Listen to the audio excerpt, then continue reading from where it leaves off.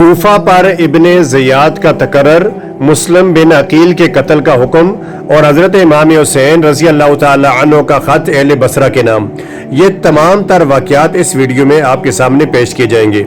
Yazid ने अपने machine के मशवरे को कबूल करके उबैदुल्लाह इब्ने ज़ियाद को कूफा और बसरा दोनों का हाकिम बना दिया और उसको एक ख़त लिखा कि फ़ौरन कूफा पहुंचकर मुस्लिम बिन अकील को गिरफ्तार करे और कत्ल कर दे या कूफा से निकाल दे।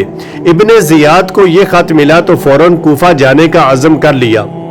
इधर एक वाक़या ये पेश आया कि हज़रत इमाम हुसैन रज़ी अल्लाह तआला अन्हु का एक ख़त अशराफ अहले बसरा के नाम पहुंचा, जिसका मजमून ये था, आप लोग देख रहे हैं कि रसूलुल्लाह सल्लल्लाहु अलैहि वसल्लम की सुन्नत मिट रही है और बिदआत फैलाई जा रही हैं। मैं तुम्हें दावत देता हूँ कि किताबुल्लाह और सुन्नत रसूलुल्लाह की हिफाजत करो और उसके अहकाम के लिए कोशिश करो।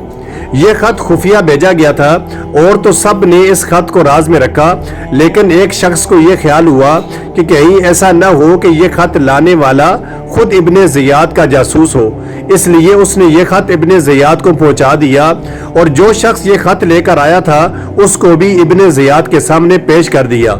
इब्ने ज़ियाद ने उस कासद को कत्ल कर डाला और उसके बाद अहले बसरा को जमा करके एक खुतबा दिया जिसमें कहा कि जो शख्स मेरी मुखालफत करे मैं उसके लिए एक अजाब हूँ और जो मुवाफकत करे उसके लिए राहत हूँ। मुझे अमीरुल मोमिनीन ने कूफा जाने का हुक्म दिया है। मैं सुबह वहां जा रहा हूँ और अपने भाई उस्मान बिन ज़ियाद को बसरा में अपना कायम मकाम बनाता हूँ।